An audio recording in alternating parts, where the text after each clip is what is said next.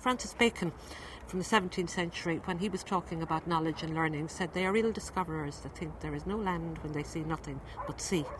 And effectively that's what PAL is about. It's helping people to see that there are new lands and new places, and that the horizon isn't limited by where we are right now. So in all of those ways, I think PAL helps people to move to a different level. I think it also plays into the way in which people live their lives now.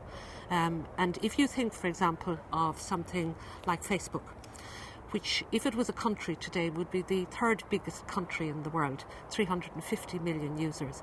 And it's based entirely on two things: that people like to work together in a social environment, number one, and number two, that people learn better when they learn from each other and piggyback on each other's learning. That's the whole basis of Facebook and all of much of the social development in cloud computing and the media. And all we're doing is attempting to use that. We're giving a human face to it and another way of looking at the notion of the hive mind. This thing of creating a single space where we're all comfortable learning from each other and where it takes us far beyond what we think we're capable of. And in GMIT and in AIT, I think we feel that it gives a chance also for us to remember that students, when they arrive in higher education, are not children, they're not dependents, and they're not deficient. They are people who have huge skills. They have people who are here with a reason to learn. They're people who are well capable of managing their own lives. And what we want to try and do is give them more space. To some extent, what we need to do is create the conditions and get out of the way and let them get on with doing the learning. And that's very much what PAL is about. We've given considerable thought to the continuity of education, and particularly that passage from second level into third level. But in addition to that, we have an increasingly disparate student population, so quite a number of mature students. One of the highest in Ireland at the moment is here in Athlone. And to try and meld all of that experience, we found that the PASS system, again that empowering of students, was a very positive impact. And we're starting to see that, even though we're in the early phases, we're starting to see that now in the retention rates, where students, if they need support, now know that this is an additional avenue of support. Not the sole avenue, but an additional and a complementary avenue. When students come to GMIT, I'm really interested in three things. First of all, I want them to come. That's about access. Second, I want them to stay.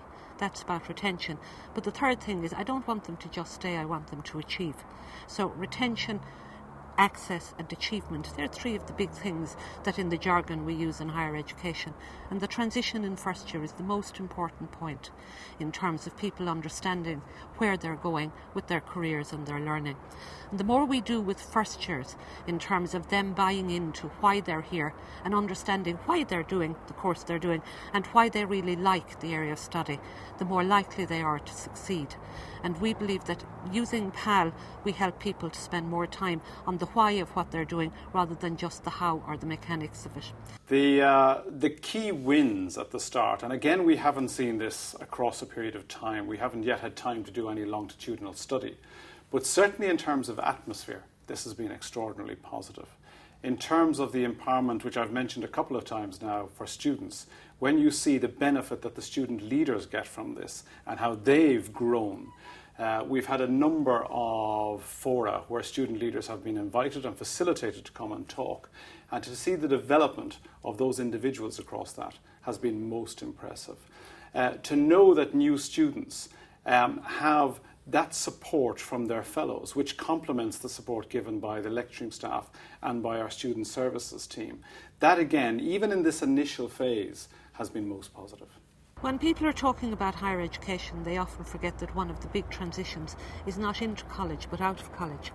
And one of the ways when you need to think about that are what's the extra mile that we can go for our students to make it easier for them to succeed afterwards. With that in mind, one of the things we've done is develop the leadership module attached to PAL. This gives students an opportunity to develop their own skills, to have experience of mentoring and leading others in a new direction, of acting in a role which gives them an opportunity, I suppose in some ways to shadow or mimic a kind of responsible role or a senior role in organisations education subsequently.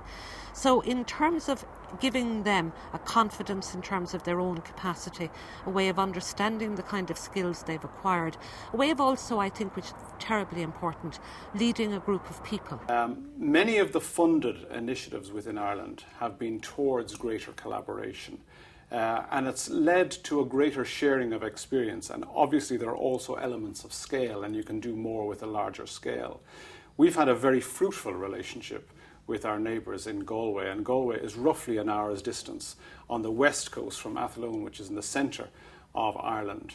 And pooling our two experiences has been one of the great advantages of this particular initiative, because it's led us also into other areas as well, where there's further prospect of collaboration. Okay. It's a very interesting thing that when two institutions like AIT and GMIT get together to work on a project like this, we learn a great deal from each other. It's amazing how much there is in each institution that we don't know about. And one of the great benefits of a project like this is we learn, I suppose, to use the strengths of the learning in both institutions to help the students. It also helps, I think, to create a common understanding among students about taking different kinds of courses, working in different institutions, and the business of working with people from a different environment takes them slightly outside their own comfort box. Indeed, it takes us as well. And it obliges us, I think, sometimes to be better at explaining what it is we do and why we do it. And I think collaboration in higher education is going to be the only route for any of us in the future.